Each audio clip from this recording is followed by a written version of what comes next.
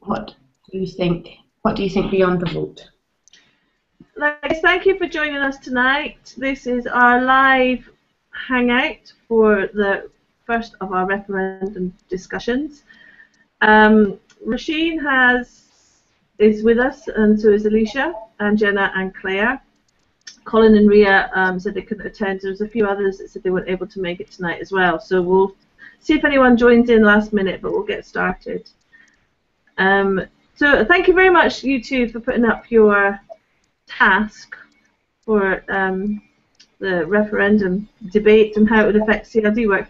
How did you find doing that? It was ace fun. I really enjoyed doing it. It brought up a lot of questions, and it kind of sparked more interest in the whole debate, and kind of furthered my reading on everything about the referendum, really, and kind of questioned a lot of things about things that were getting said, and where it was being funded, and who was saying it. So yeah, no, definitely, it kind of opened up a lot of things. It was really good. Claire, what about you? Some of the conversations me and Jenna were having, and it just occurs to me that it was really refreshing to have a question that wasn't based around which way you were voting. It was kind of a question about like community work and capacity building, and we were discussing that more than which side we were picking. So it was a different kind of way to tackle a conversation. So I really enjoyed it. Cool. So beyond the vote now, do you think that changes will come about? Because I know from your presentation it was a case of we came up with there is no answer, there is no definite. We'll just have to see what happens, and there is a lot of people involved, stakeholder-wise.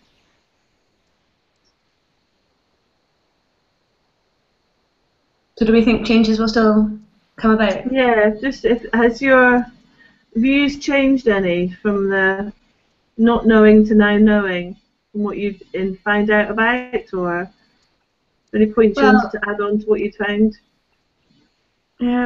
Well, I think we now know that Scotland has voted against independence, so that's one certainty. But in terms of the changes, we don't. I think it's still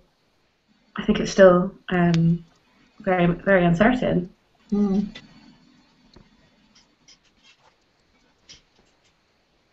Well, the empowerment will still be there, though, so that's something at least that we can hold on to. Yeah, that's true. That's very true. Roisin's put up changes happening now. The theme came across strongly in what do you think beyond the vote? It did come out. What did you think about other people's findings that they put up? Did you have a look at Martin and Francis?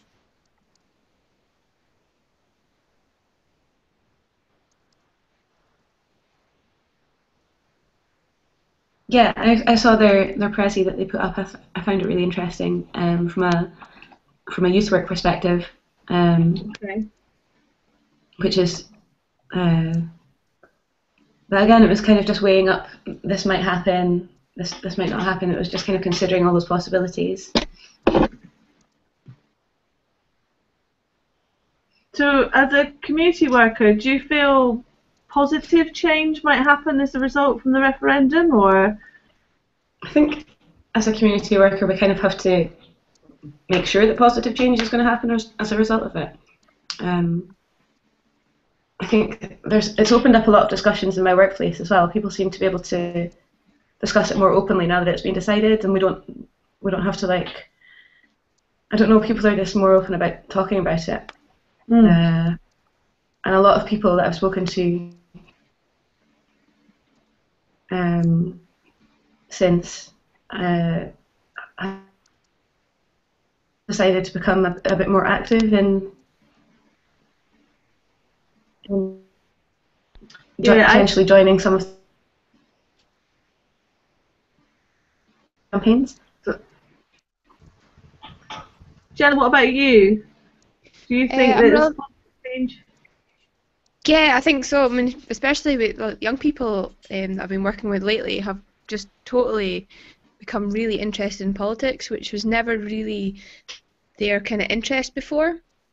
So I'd like to do to keep hold of that and kind of get them more involved. I think a lot of the attitude though we need to kind of educate young people and to kind of encourage them to maybe look at both sides of the arguments more and to actually question the information that they're given, because a lot of the stuff that they've kind of taken hold of has another side to it. Okay. So being able to kind of explore it with young people would be really good. I think that as well. When I was at the library on Friday, before I met up with Claire and Aileen, I noticed that there were so many young people in the cafe, and they were all discussing the result, obviously because very new and fresh. Majority of the conversations I dipped in and out of, because as I was stood in the queue, I kept listening to different groups, were disappointed, but I was just amazed at how many of these young people were sat in their groups discussing the outcome of the referendum and just being engaged in politics at that age group. And they were very young. They were young freshers, very young and pretty, sitting there chatting about stuff. And it was really, I don't know, it just warmed the cockles of your heart, thinking all these young people are actually getting involved and getting engaged. That's going to make a big difference if we can enhance that and keep that going, I think.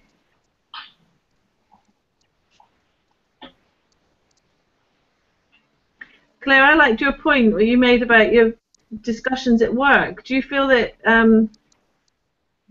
as community workers as a whole have been a lot more open and having more discussions in it in your workplace with regards to the referendum? Well, I think everybody was really very guarded about it before.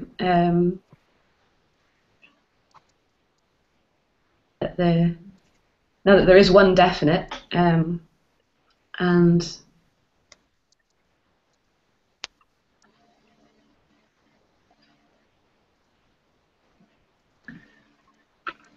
I can't hear you very well. It's dipping in and out. Is anyone else?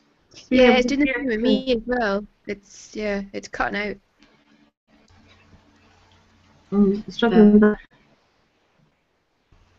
Jenna, do you think then, if we're talking about the young people taking an interest, do you think that means that positive change is already happening?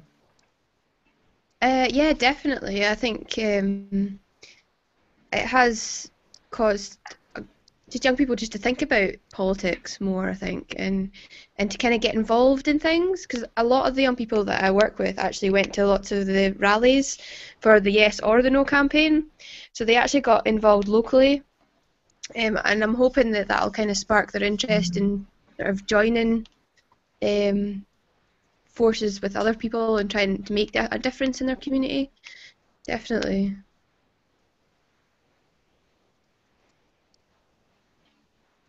Did either of you have a chance to read Colin's post with regards to his findings on the referendum?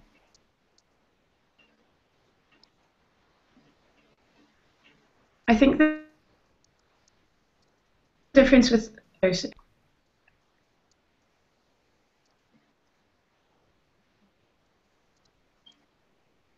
Claire, I think we keep losing you. Yeah, I had a read over. I can't quite hear what you're saying.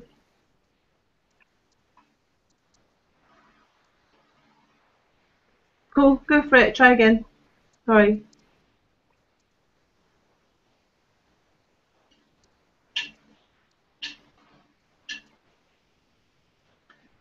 Okay, so if we think then, like from back and Jenna was saying, that change is already starting to happen, and positive change is already starting to happen, if we've got a lot more maybe community workers in the workplace feeling more open and more able to discuss it, and we've got young people that are in getting engaged and feeling involved and feeling empowered, do you think about there's a strong role there for community workers to ensure or have a responsibility that that momentum continues, especially with the young people being interested in politics?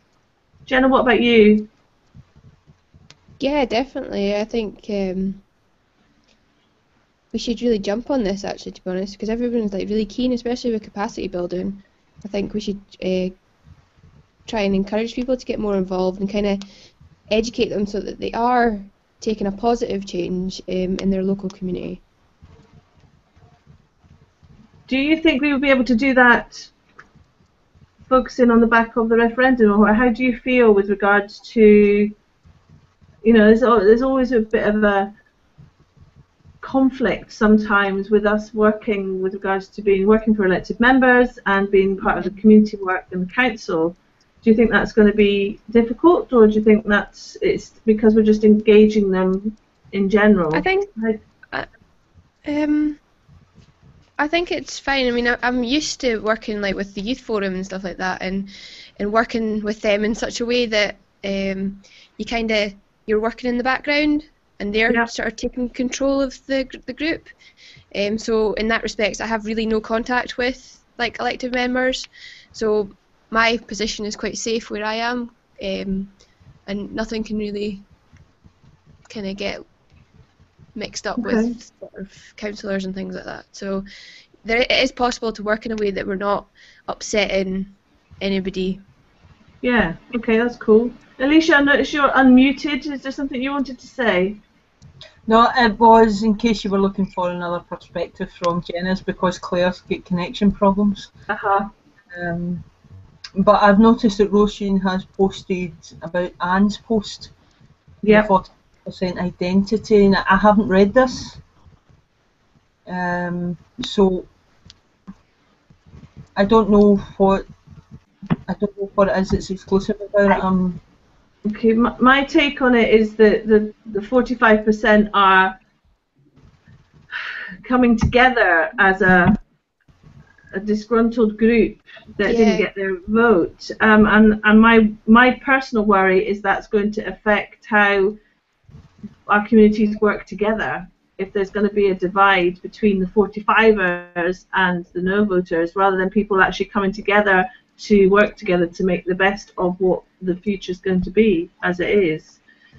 I didn't read it either, but I know Roisin did. Did Claire or Jenna, did you get a chance to have a look at that before you came online? No, I haven't actually managed to read it.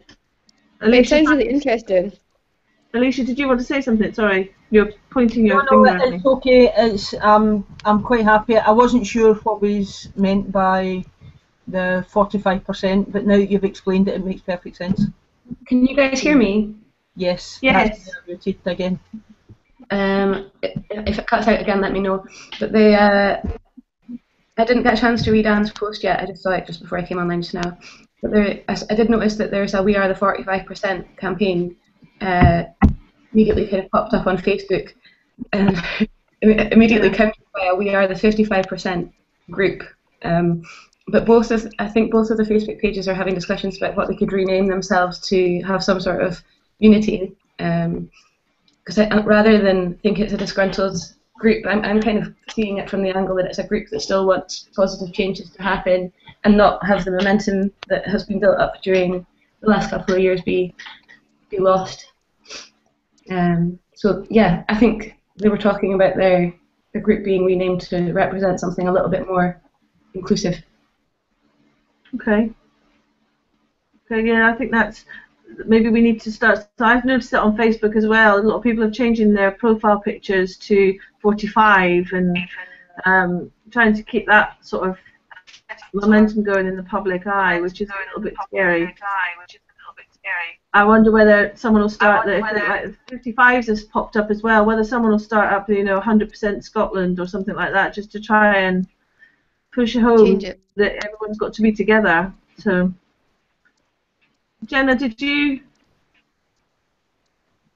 see anything or hear anything of this? Yeah, I've seen quite a lot of it on Facebook. I have noticed a lot of the young people have put up the 45%, and there's a few people that some of my friends who are very, very unhappy about the no vote have really pushed for the 45%, and have tried to get people, like there's even like a group that's doing it, and they're really pushing for people to join the group and things like that. So there's definitely disgruntled people out there wanting change anyway, which will be interesting to see what happens. Rashine's just posted that there is a implication that maybe people can't move between these groups if they're, because the percentage would change. So maybe once they're there, they're going to be stuck there, which is a little bit scary and sad. And Alicia said, do we think there's a danger of the primary focus being lost among numbers, of just going to be focused on who votes yes and no, rather than the fact that we've got still a strong opportunity to campaign for a change for Scotland, which I think people are losing that idea. Yeah. They think it's all over. I don't know. I think people just need a little bit of time to. Well, people that were disappointed maybe just need a little bit of time to lick their wounds before they build up that momentum again. Yeah, perhaps you're right there. It's very true. I think Alex Salmond resigned for a reason, and I think he's going to go back and stir up quite a lot of support from the Yes campaign. I think so. I know a few friends that are Scottish but live outside the country, and they're very annoyed and wounded still that they weren't able to vote, and they've found that is being unfair, and they're blaming Alex Salmond a lot for that, whereas I think they don't realise that it was actually a committee in London with David Cameron that decided who would be eligible for voting on this, along with the Scottish Parliament, but predominantly it was agreed in Westminster who would be eligible to vote in the referendum. So there's a lot of mixed messages out there. There's a lot of people looking for scapegoats and people to blame, I think. How about the changes in vote? Alicia just put about 16-year-olds being able to vote, and we work quite closely with youth. Jenna, how do your young people, have they mentioned about how they feel about maybe they're not going to be able to vote next time in a general election? I think generally they'd be upset about that, actually, because they've really taken on quite a mature approach to the vote this time. I know a lot of them sat and read a lot of the information that was given to them, and a lot of them, there was a sort of yes-no debate specifically for young people, and a lot of them attended that to find out more information about the debate and what was going on and things like that. So no, I think they'd be really disappointed not to be involved next time, because they've really kind of maturely taken it on, actually, which has been really interesting, really interesting. Claire, what are your views on the 16-year-olds being allowed and then not allowed to vote? I think that's really disenfranchising for them, to give them that opportunity and say, yeah, we value your voice here, but not enough to vote on matters that affect the whole of the United Kingdom. Yeah. I think it's very disempowering. I think it will. I think it will have a very detrimental effect. Alicia and Roisin, are you wanting to add anything to this, or perhaps we've got an opportunity as community workers to build on that? I feel it's a missed opportunity. I feel young people are treated extremely unfairly when it comes to voting in general.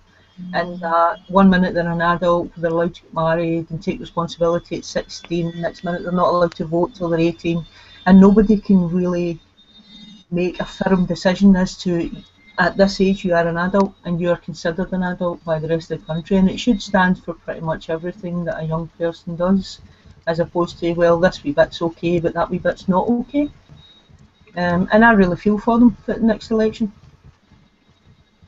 Yeah, I think so. I agree, especially as they've got engaged, they had a value, they had a voice, and then it's like, well, nah, you can step aside now and wait another couple of years to make a difference, make another couple of years to be disengaged. We're trying to get them politically aware, and then we're stopping it before it gets embedded. It's a shame. It's a shame.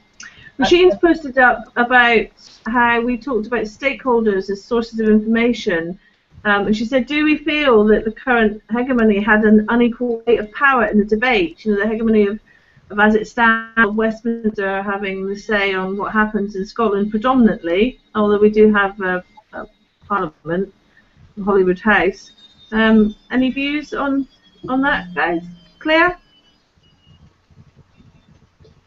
Do I feel the current hegemony had an unequal weight of power? Yes. Yeah, I do, but I think I don't know. I think people could have voted either way with the same value base and the same beliefs, and I think that a lot of the I don't know. I think it would be a shame if people were voting because they're more comfortable for people in suits to have power than they are with community or like grassroots movements to have power. Okay, cool. Make any sense? Yeah. Yeah. I Jenna, think, what about? Sorry, Alicia. I was going to say, I think it depends very much on where you sit as to how you would answer that. Okay. She's put in BBC now, but I think some of the situations, no matter how you were voting, you were getting caught up in a power balance between yes and no voters. Yeah. Particularly, I find it really interesting. I had a few friends that are staying very south of England, in Bristol and Cornwall and things, that had independently asked me for any information on that I'd come across with regards to the referendum before the outcome, because they felt that they were just hearing one side of it, and everyone they spoke to down there was just like, who does Scotland think they are? They need us. They can't disappear or whatever. So I sent them a few articles, a few bits and pieces, and they're saying there's nothing in the media down south of any way, shape or form like the stuff that I sent them down, just for them to read and have a more open opinion, if you like, which was really interesting. I thought it was really interesting. I was actually down south at the first debate and couldn't watch it. It wasn't aired down south. Ah, that is very interesting. Even in all the Sky channels, it wasn't aired anywhere because it was an STV. What about stakeholders of the Scottish Government? Does anyone think they had a bit of a weighty power? And then Roisin's just put that up as well. Yeah, I think there was a bit of a Pied Piper, but as Claire says, I think there was good arguments on both sides. And my views at the moment, my views sit that if we had got independence, yes, I think there would have been positive change. But I still think there could be very positive change. I think there's going to be change irrespective as to the outcome of the vote. Yeah. Yeah, I agree with that. Sorry, Jenna, on you go. No, I was just saying I agree with that. I think change is going to happen, and change is needed to happen for so long now. I think it's about time that something happens, and I really hope that actually if nothing changes, people get behind it and make a difference and actually make sure that change happens. Well, they were talking about. I agree. I think that it's even more important for community workers and people involved at grassroots and involved with people in different areas and levels and walks of life to try and keep that momentum going and keep people realising that it's really important that people have a voice now and have an input into the change that can still happen for the better. But if we do get walked over by Westminster, as some of the people are saying is going to happen, and they're going to backtrack, then people have a voice. They can make themselves heard that they don't want that to happen. So, Roisin's just posted up. Do we think people are more aware and critical of their sources of information then, on the back of the hype of media and how independent were and non-biased were the BBC, etc.? What do you think? Sorry? What do I think? What do you? Yeah, do you think people are more aware and critical of the sources of information now? What they get told and by whom? I think people are more. I think that's like a global thing, really, that people are more critical of their sources of information since things like social media and access to the internet has improved so much, and people can really pick and choose the news that they want to hear, and they can They can, you know, whereas previously your options may have been limited to which newspapers you had available and which channels you kind of had available to you. Yeah. Yeah, I think that people, because they've got more choice, can make that choice. Whether or not people are more critical about the sources, yeah, I think so. Do you think it's a generational thing? If you're talking about the changes in social media and how things are out there, there's always a talk about how the older generation are less likely to be involved in changes and things. So do you think that change of people being more critically aware of where things are coming from and who's saying it, do you think that maybe dwindles off to the older generation, or do you think it's a mix throughout? Yeah, I think that could well be it. I mean, a lot of the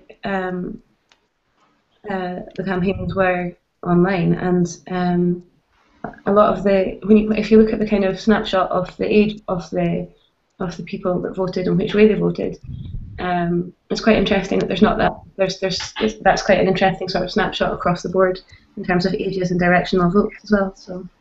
Yeah, there was a huge percentage, wasn't there, in the sort of the 16 to 20-year-olds of yeses, and then percentage of no's was in the older age group. So yeah, it was interesting. But I mean, that might say something about like risks and stuff as well. Because I mean, a lot of people, it was like a giant risk assessment in a lot of ways, wasn't it? It was just like. Yeah, that's true. Very true. Jenna, what do you think? Do you think people are more critical of where their sources of information are coming from? I'm not sure actually, because a lot of people like sort of believed a lot of the kind of information that was fed to them without actually questioning it. So I'm not 100% sure if people are more critical, or it maybe depends how educated you are. Maybe is that okay? Throwing it a bit. But I did speak to a lot of young people, and they kind of believed everything that they were told. Okay.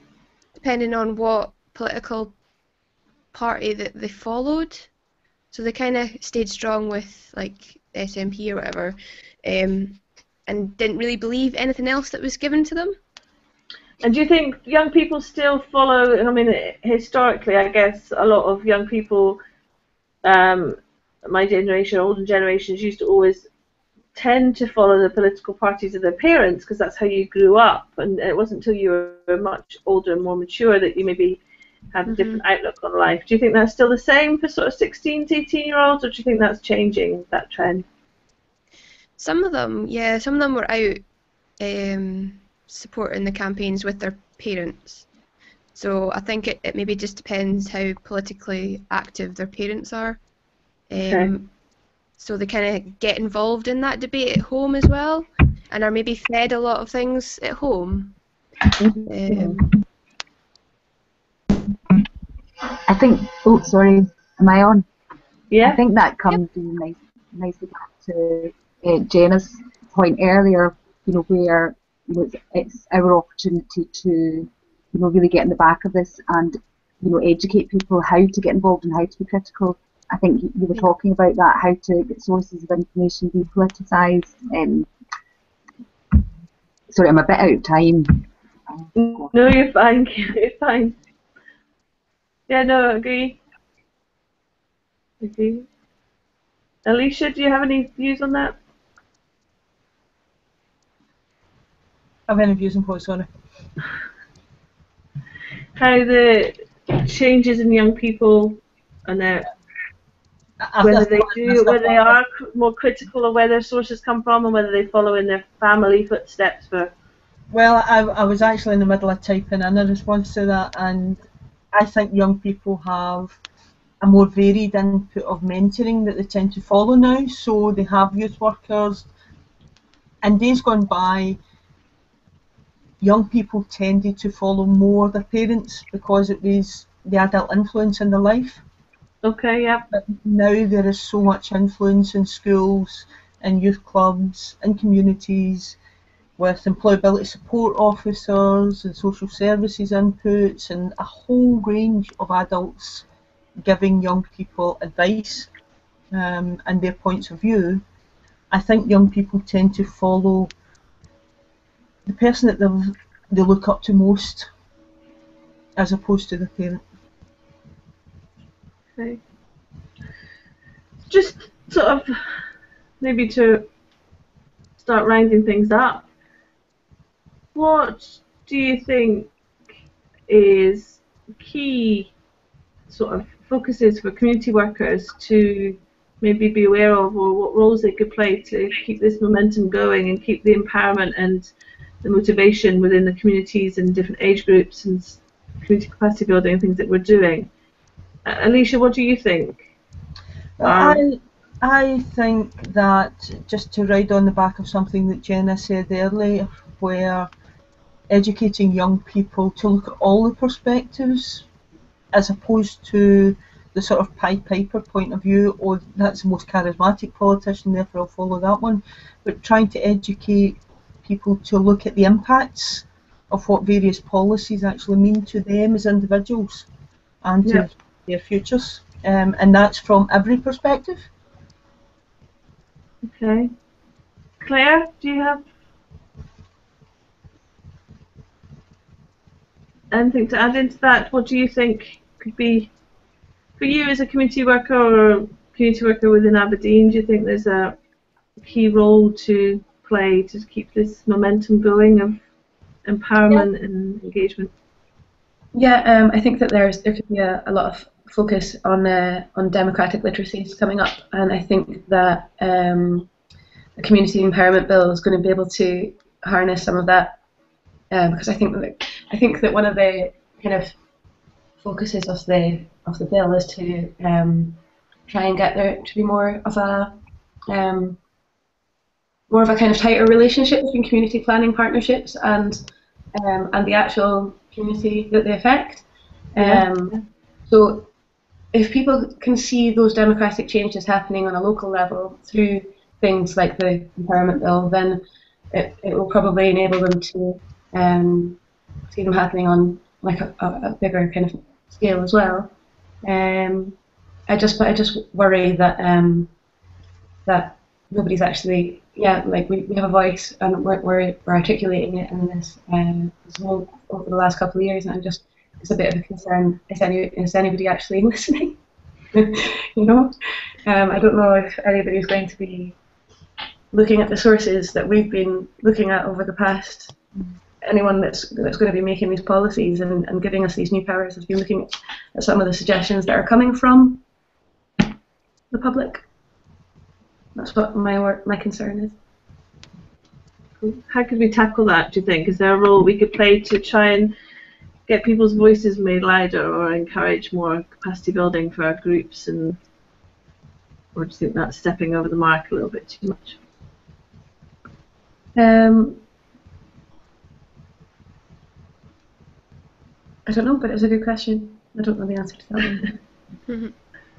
Jenna, do you have anything you wanted to add to? No, I pretty much agree with what everyone said, really, and I think we've got a definite strong role to play in trying to encourage people to get involved. It'll be interesting to see what the next few weeks hold for us, actually. I'm actually really looking forward to meeting up with my youth forum on Wednesday, just to see what their reaction is to the referendum, because I've not actually seen them since last Wednesday.